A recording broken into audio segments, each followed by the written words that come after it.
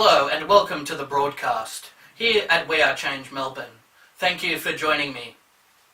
I am still currently battling 7 charges before the courts, all of which I am fighting vigorously. I have been representing myself in an effort to keep the costs down. Any financial assistance would be much appreciated. There is information in the description for how you can go about doing that. With your help, I will be able to combat these false and malicious charges.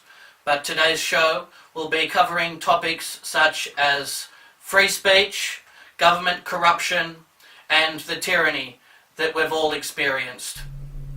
I welcome to the show a fellow journalist who is consistently bringing you breaking news and delivering truth. We have interviewed many of the same guests. I bring to you Tim Wilms. Hi Tim, welcome to the show. Now, you have proven yourself and your dedication to journalism and the truth community, having stood the test of many difficult times. How are you going there today? I'm going well. I mean, I've survived the past 2.5 years of what we've been through, particularly here in Melbourne, Victoria, going through government oppression, tyranny like I'd never thought I'd see in my lifetime here in Australia, but persevered through this, the greatest challenge, told as much truth as I could without getting my door kicked in. But it's just another sign that the platforms such as mine, alternate media in general, is needed now more than ever, because the mainstream media's lies and fear, and it's just gotten so much worse over the past 2.5 years. We're living in quite extraordinary times when truth, facts are being redefined. Yes, they certainly are. Compliments on all your hard work. They definitely ramped up the attacks against the people, and we copped the full brunt of it here in Melbourne through the lockdowns, restrictions, government corruption. They wanted people to literally be in fear of leaving their homes, and we copped relentless streams of propaganda, the major tyranny that we've been faced with, and so many challenges along the way. It has really been horrific, hasn't it? Definitely. And I think that as we saw, particularly during the federal election campaign, both of the major parties, they were eager not to talk about what they'd subjected us to with lockdowns, the mandates, and the passports. They were all removed in time for the election. And, well, it's August winter here. It's the first August winter here since 2019, where it's been relatively normal. But we should, even though it's quite traumatic for many people, to just remember just the insanity and just what a monster megalomaniac Dan Andrews was at those daily press conferences, saying that we were going to end up in hospital if we watch sunsets, just to give you one example. Yes, it's absolutely ludicrous, and there was no logic behind some of the measures that were implemented, and that led to mental illness and the whole mental health care system really being overburdened. A lot of people couldn't handle, as you said, the trauma, the anguish, being isolated from loved ones. This was a contributing factor to a lot of people having nervous breakdowns, and we've seen people that were restricted from visiting elderly family members in nursing homes as well. So we really felt it on so many levels. You mentioned the censorship as well, trying to broadcast a strong message that we are really under serious attack. Getting the information out became increasingly difficult. Many videos removed. I've really experienced that here. How has your broadcasting gone? Have you received some of the backlash from some of the content and material that has been published over there? In terms of had a few episodes removed, that YouTube, they've realized that, when something's allowed to become a fact, YouTube, they just forget that they ever censored it. Yeah, they certainly have. We've seen a lot of that. And what's currently trending in a lot of headlines is the Alex Jones case lately. They've made an example out of him to send a clear message to anyone that feels inclined to question certain events and have their own critical thinking skills that are being utilised. They really want to deter anybody from doing that. That seems to be the overall agenda at play with this, doesn't it? Well, I'll just say for the record, Alex Jones was wrong. He's been proven right on most things. While, as I just mentioned before, mainstream media lies and fear, they blatantly lie. And of course, they're never held accountable because they always pick on the little people, and they've got the protection of the big government and the other corporations. And they tried dismantling Alex Jones and InfoWars in 2018, wiping him off all mainstream social media. He was one of the first, and that didn't end him. And so these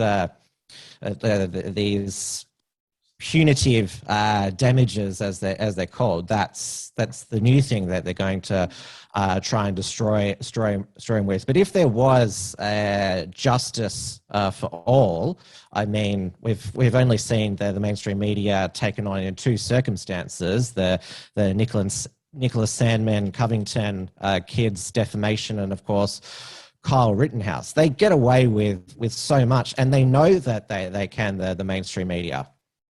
Yes, absolutely right. And people's views may differ when it comes to the accuracy of some of the statements Alex has made. But regardless, it's definitely an infringement on freedom of speech, human rights, and it virtually becomes extortion when money comes into play and lawsuits are put before courts, doesn't it? Yes, that is the aim. They think that they've finally got Alex Jones now, but you should never underestimate him and his reach. I mean, and as I mentioned, I mean, his following is increased because he's been proven right on most things. Even the chemicals turning the frogs gay, even though that was made into a meme, he was actually proven right on that. Yes, that's exactly it.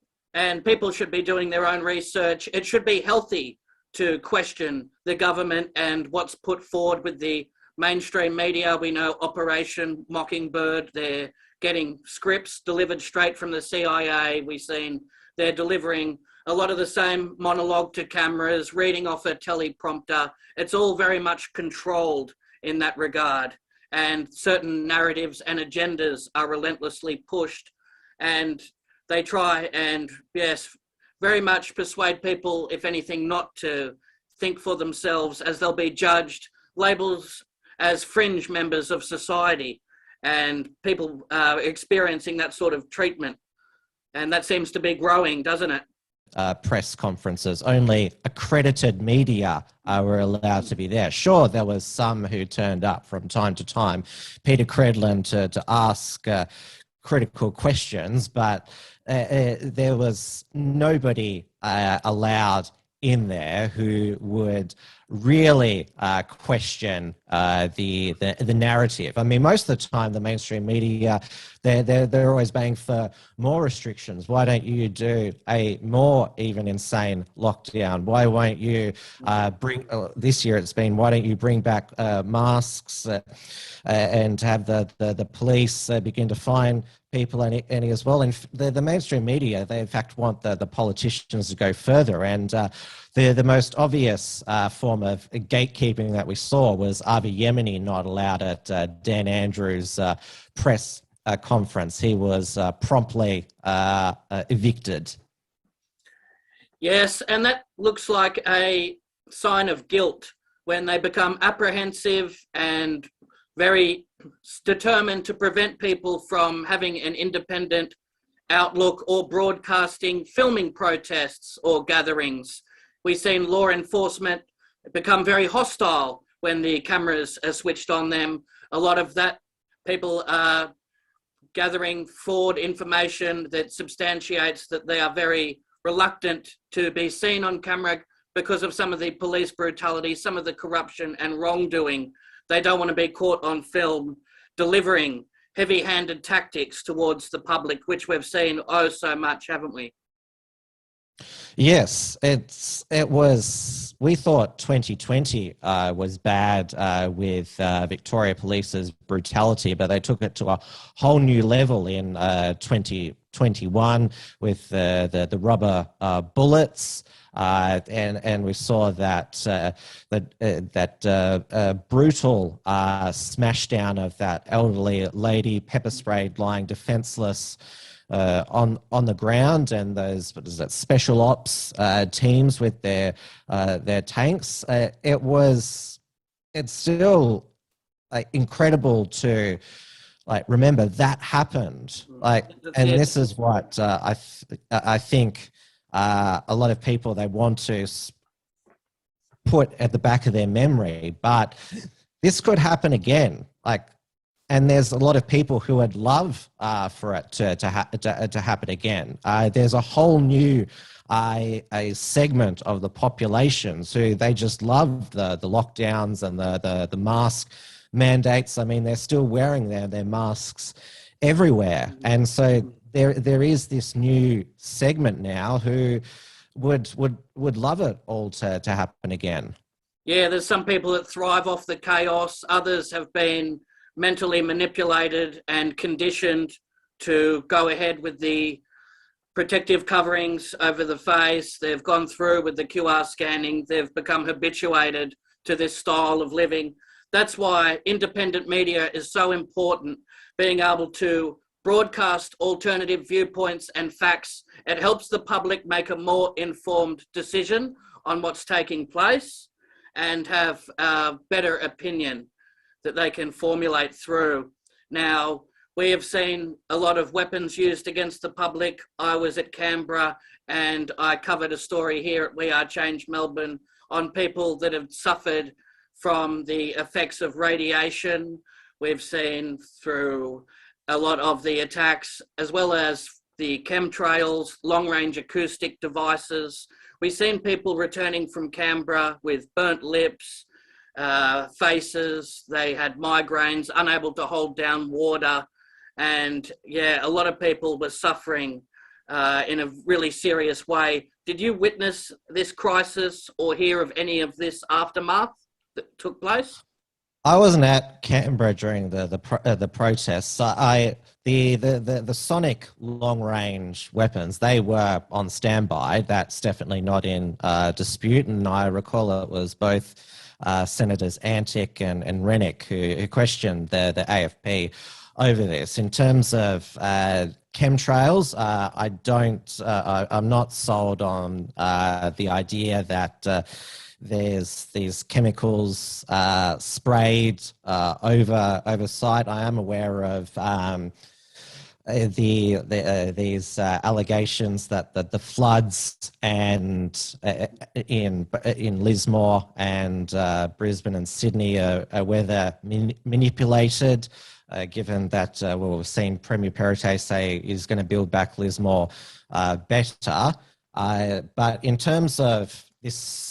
I don't believe that governments, they are with new technology capable of really terrifying surveillance and tyranny, but they are still incompetent and disorganized. I mean, I've heard the theory that the floods were designed to have a high speed rail put through Lismore, and I just go back to the fact like Albanese was talking about, what is it? He's been talking about high-speed rail for like 15 years back when he was in the Rudd government. I just think it's never going to be built. I mean, there were the same sort of theories about the Black Summer bush fires, and yeah, I don't think our government is capable of pulling off something that sophisticated. It's good to have healthy discussion on these matters, exchange information and viewpoints. I believe that's all very productive, and people having even different opinions, that can be positive too, and looking at the situation from different perspectives.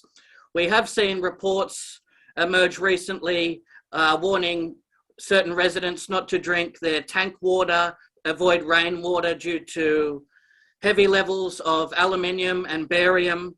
A lot of people are attributing this to the chemical trails that are being sprayed. These particles are falling to the earth. They've conducted soil samples as well.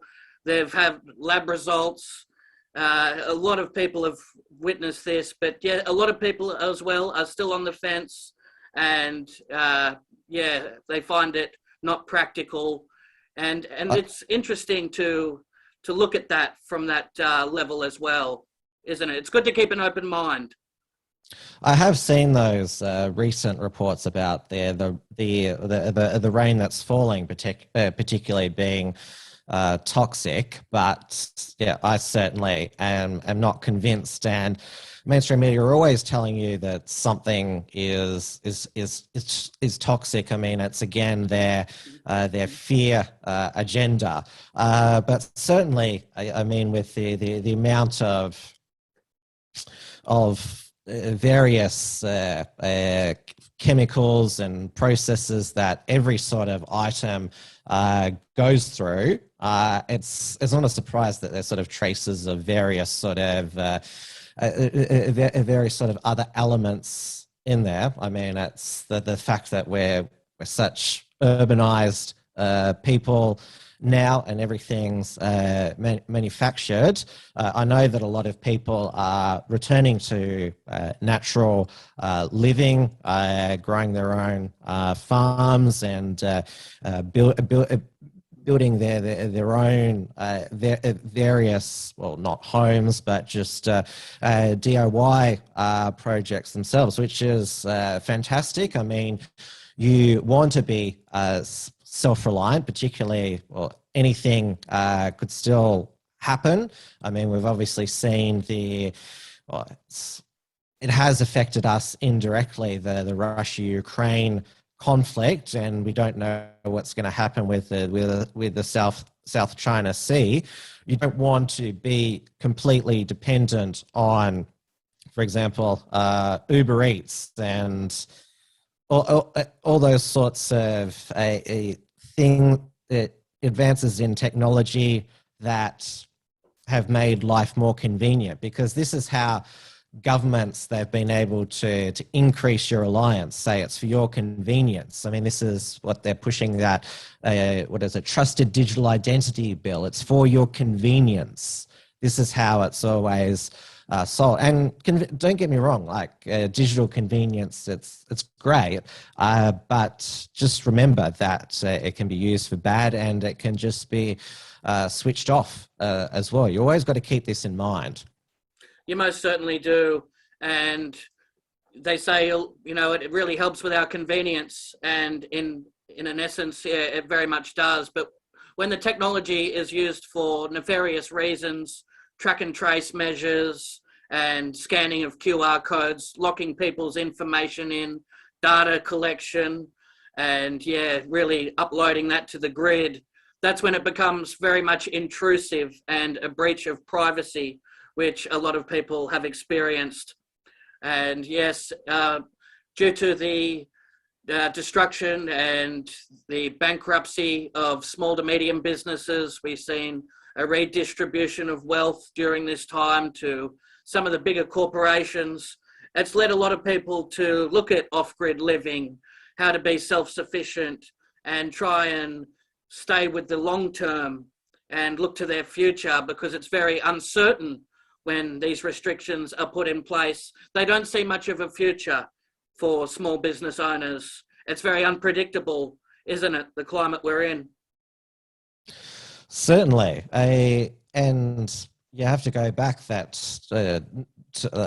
if you go back to 2019, nobody thought that the destruction of people's lives, livelihoods, the tyranny could ever occur, but it has. And of course, now we're seeing, well, the hangover from the pandemic lockdowns and restrictions, rampant inflation. That's mainly because of reserve banks hyperinflating, printing more money is the most basic way to explain it. And we're seeing, obviously, when there's always dips in the various COVID waves, it turns to the climate agenda. We're supposedly in another climate consensus.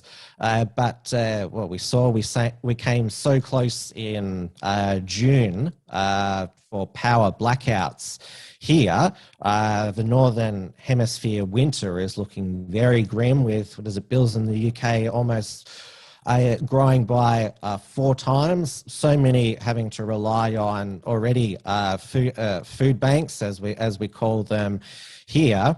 And we've seen just how fragile food supply can be with that the disaster in Sri Lanka with the Rajapaksas enforcing that quack synthetic fertilizer, bankrupting the nation and leaving the population hungry and without fuel.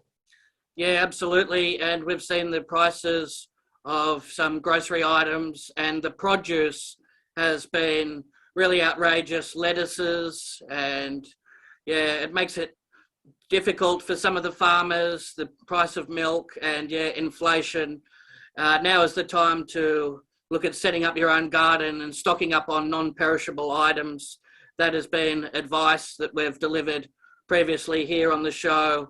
And yeah, even just in increments, once a fortnight, making sure that there's a little bit more in your pantry, because yeah, it becomes unpredictable. Now, making news as well, we've seen the destroying of the Georgia Guidestones. That was taken down. Now, a lot of people believe that could have been the government responsible for that as well, because their plan has been carried out. But this was significant as well, wasn't it? Yes, and they were looking when it happened. I looked into the history of them. Their destruction was their construction was as mysterious as their demolition, and it was incredible to me that back in they constructed late 70s, early 80s, that even back then there was this monument to globalism and depopulation. Yeah, that's exactly right. Control the population and keep it in perpetual balance with nature. And it was a clear message warning people of the impending New World Order. And we've seen a lot of this language being used on the media, didn't we? New normality, new normal as well. That seemed to be something that was quite often parroted on television as well, making sure people understand that this is a new age that we're living in, and to make the necessary adjustments and sacrifices. This was a reoccurring statement, wasn't it? Well, they're not even hiding it anymore. I mean, if you want to see a new world order being planned, like the World Economic Forum, their recent meeting in Davos, like you just watch it. But then we have, of course, the fact checkers who say, no, just because this politician said new world order, they didn't actually mean a new world order. You didn't actually hear what was said. And obviously with these phrases, the Great Reset, Build Back Better, they're only a conspiracy theory if you disagree with them. I mean, what is it? got in my bookshelf here Klaus Schwab's Great Reset, just to read for myself. It's a real book written by him and someone else. But no, apparently, even though he didn't just coin the phrase, but wrote the book, apparently it's still a conspiracy theory. Yes, and it's good to study up on these war manuals and familiarize yourself with the agenda that the globalists are implementing, and even persuading people to contemplate the idea of consuming bugs as a plausible food source due to the high levels of protein that is contained. I mean, surely they cannot fathom that people would eat this as a regular meal and a staple in their diet. I mean, that's preposterous, isn't it? They've been pushing it pretty hard. Their friends in the mainstream media. I played a few on my shows. There was this 7 News reporter who went to this lab where they were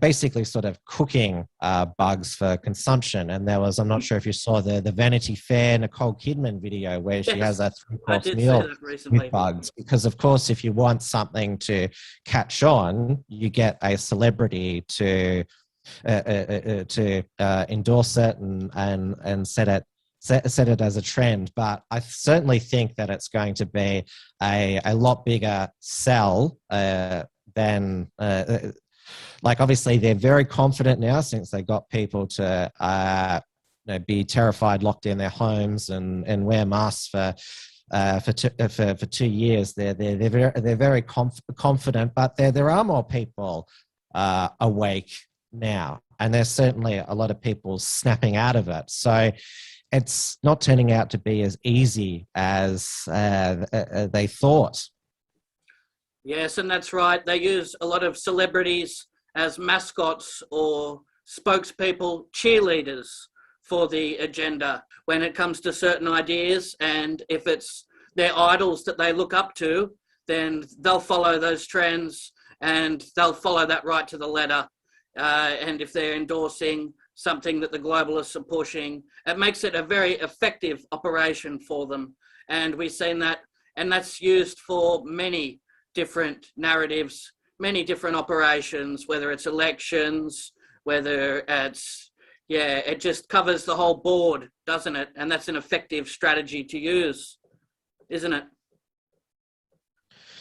Oh yes, and it's been used for years and years. I mean, the Hollywood celebrities, they were pushing the 60s radicals, beginning the cultural Marxist agenda way back then. But it was interesting here in Melbourne, Victoria. There was actually many celebrities who were openly critical of the pandemic narrative. Andrew Bogut, he's got his own podcast now. He's telling first-hand accounts of the horrors that's continuing to go on in Victoria's health system, aged care.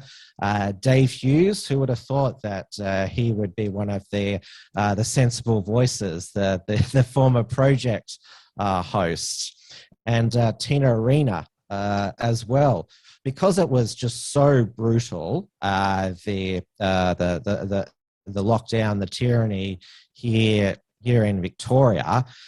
Even there were many prominent local celebrities who were like, "This is insane." Yes, it is, and that's a promising sign when people speak out against the establishment. They start talking truth, and that saves their soul and very good for their conscience.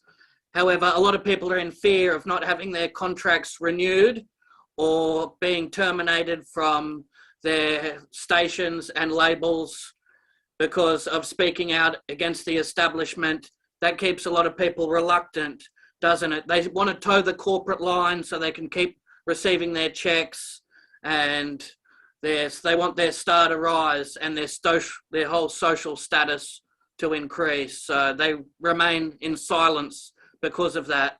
And that's a very troubling thought, isn't it? Well, I wouldn't say it's just high-profile celebrities. I mean, there's so many people who are just scared to speak out, just normal people, for fear of losing their job, because that means they'd lose their home that they're paying a mortgage on, because cancel culture has become so much more pervasive that if you just go against the current zeitgeist woke causes, there's of course they're called the Twitter drip brigade in Australia, who just do the social media pile-on, bombarding various companies' HR departments. Your employee said this. What are you going to do about it? Yes, and yeah, that's a weapon that they use to keep people in fear and the judgment and ridicule, especially around even family members who people should feel trusting and safe in their company. They still remain quiet and reluctant to speak out on certain subjects because they don't want to be outcast in a lot of social and family groups and not being invited to special occasions and Christmas. This seems to be ever present. It was so powerful to have a lot of protests and the meeting up at Canberra, and even small community groups meeting up, like-minded individuals being able to connect. This literally saved so many lives, and yes, very healthy to have that connection with locals and feeling like they're not alone in this battle. I believe that was a really strong driving point that keeps people able to maintain and keep going. I think, that was very important too, wasn't it? Yes, the freedom community, it's in the true definition of the word, it is diverse. I mean, there's people who might not have ever crossed paths, all different, have different views on other political issues. We've had in Melbourne, it's Australian patriots marching with Aboriginal sovereigntists, because they both believe in freedom, because that is the most important value of our time, well, most important principle, and it's the way that our society should be. The way that there's been so much unity coming together, and of course the enemies of freedom, they've always tried to divide the various factions, as they call it, in the freedom movement. But this is so important. I mean, it's the future of a free society, and so many people I've come across in the freedom movement, they've all got different reasons for being part of it, but they're such pleasant, dedicated individuals. I've interviewed many of them, and even though a lot of them, they're very well known now, they're all still very humble, because they were just before normal people. Very well said. And your catalogue of interviews is very impressive, focusing on some of the positive aspects and what we've learnt through difficult times. It builds character and makes us better people in the long run. Now, what are some of the highlights and some of the focal points that you can look back on, things that you're very happy with, and some of your big achievements during this time and your work? Well, probably picking something up that I had a direct influence on. There was a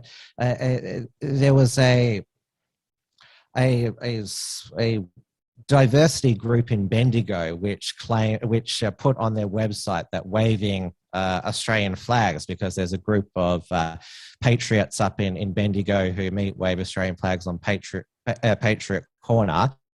They put on their website that waving Australian flags was considered hateful or not respecting diversity. My expose on that got that segment of their platform removed. So that's something I had a direct impact on. And just going by something recently, we've had a writer with us for many years, Lucas Rosas, who's done all of these exposés on Antifa activists, and including the prominent people, their Marxist backgrounds. And what is it? The one that he did many years back was on Marsha Langton, who's one of the prominent writers of the Indigenous Voice to Parliament. He did an expose on her Marxist background, and that was referenced on Sky News Outsiders on Sunday, and it was good to see that something on our website has been there for a number of years that was noted and actually picked up by a mainstream outlet. So there are obviously the cards are stacked against us in terms of reach, but it's good when you have those sort of little bits of significant influence like that, or having a role in exposing something. Absolutely, and you should feel very proud of that. But yes, the future on YouTube, being able to remain on this platform, yes, it's very much in question. A lot of people are trying to utilize other areas and avenues like BitChute and Rumble, 153news.net, and many others as a refuge in case, yes, everything is terminated on this side. But yes, very impressive, your work and all your contributions to journalism. It's very rewarding, and you should feel very good about that. If people wanted to locate some of your content, how would they go about doing that? Oh, well, the starting point is our website, the unshackled.net. So that obviously has our archive of written articles, essays, and expose, and also our show archives, shows that I currently produce. I do a weekly news show, Tim's News Explosion, 8:30 p.m. Melbourne time every Monday. That's streamed out to YouTube and Odyssey. I should give a plug out to Odyssey. That's also a very good free speech video platform. I still do, on occasion, my Wilms Front interviews, also 8:30 p.m. On Thursdays, and I also a co-host and produce a show, Trad Tasman Talk, with some New Zealand colleagues, Dewey De Boer and Stephen Berry, because things are even worse in New Zealand at the moment under Jacinta Ardern. I mean, she's still forcing the population to wear masks in supermarkets and other places. Inflation, cost of living is significantly worse there, as is the state of free speech. So it certainly is. Well, I wish you all the best. Change what's happening in our countries and what we can learn from what's happening. Most certainly. Well, continued success with all you're doing, and I wish you the best with all your future endeavors. It's very reassuring knowing you're out there delivering truth. Thanks for appearing on the show once again, Tim. Thank you so much for inviting me. It was a very, very good conversation. Terrific. Thank you. Well, that does it for today's show. There is a lot more in store for the future, so be sure to subscribe to the channel if you haven't already, and click the bell for notifications so you're aware of future uploads. And I'll catch you on the next episode of the We Are Change talk show, where we expose corruption, one show at a time.